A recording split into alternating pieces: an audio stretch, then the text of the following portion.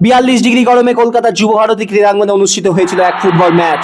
45 থেকে 60 বছর পর্যন্ত বয়সী বৃদ্ধ এবং বৃদ্ধারা এই ম্যাচে অংশগ্রহণ করে বলে জানা গেছে। অসম্ভব কিছু নতুন নিয়মের সাক্ষী হয়ে রইল এই যুব ভারতী ক্রীড়াঙ্গন। নিজেই থ্রো করে কিভাবে শট নিতে হয় তা কিন্তু দেখা গেল। প্রচন্ড গরমের মধ্যে এলিস পেরির সাথে রোনাল্ডোর কিন্তু সংঘর্ষ হয় এবং রোনাল্ডো মাঠের মধ্যে আছড়ে পড়ে। আত্মসম্মান বোধে আঘাত লাগায়, এরপর সে জামা খুলে ফেলে এবং নিজের শেষটুকু দিয়ে ফেলে নিজের টিমকে জেতানোর জন্য। আর এই খেলা দেখে মোহনবাগান টিম আইএসএল খেলার জন্য ডাক পাঠায়।